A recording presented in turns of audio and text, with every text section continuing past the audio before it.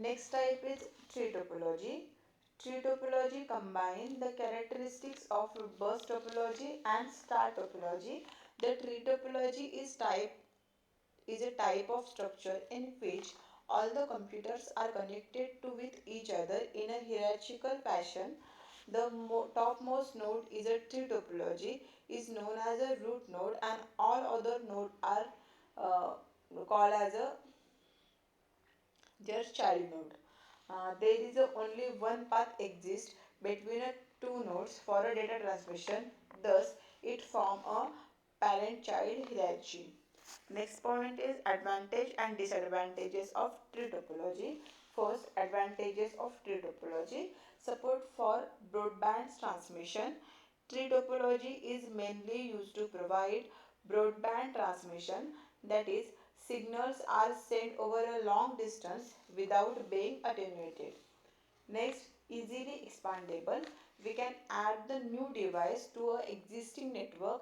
Therefore, we can say that tree topology is easily expandable. Next, easily manageable. In tree topology, the whole network is divided into a segments known as a star network, which can be easily managed and maintained. Next, error detection. Error detection and error connection are very easy in a tree topology. Next, limited failure. The breakdown in one station does not affect the entire network. Last advantage, point to point wiring. It has point to point wiring for individual segment also. Next, disadvantages of tree topology. First, difficult troubleshooting. If any fault occur in a node, then it becomes difficult to troubleshoot the problem. High cost. Device required for broadband transmission are very costly. Failure of free topology mainly release on main bus cable, and failure in main bus cable will damage the overall network. Next, reconfiguration difficult. If new devices are added, then it becomes difficult to reconfigure.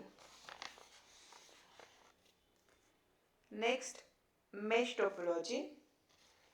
Mesh topology is an arrangement of network in which computers are interconnected with each other through various redundant connections. There are multiple paths from one computer to another computer.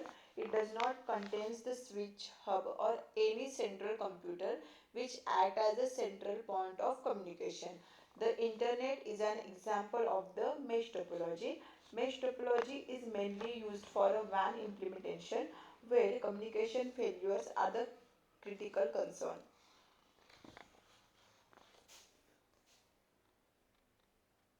So next point is categories. Mesh topology is divided into two categories. First is a fully mesh topology and second is a partially mesh topology. So first, full mesh topology. In a full mesh topology, each computer is connected to all the computers available in the network, and second category is partial mesh topology. In a partial mesh topology, not all but certain computers are connected to those computers with which they communicate frequently. Next point is advantage and disadvantages of mesh topology. First, advantages. First, reliable. The mesh topology networks are very reliable, as if any link breakdown will not affect the communication between connected computer. Next, fast communication. Communication is very fast between the nodes. Next, easier reconfiguration. Adding a new devices will not disturb the communication between other devices. Next point is disadvantages of mesh topology. First, cost. A mesh topology contains a large number of connected devices such as a router and more transmission media than other topologies. Second, management. Mesh topology networks are very large and very difficult to maintain and manage. If the network is not monitored carefully, then the communication link failure goes undetected. Next, efficiency. In this mesh topology, redundant connections are high, that reduces the efficiency of the network.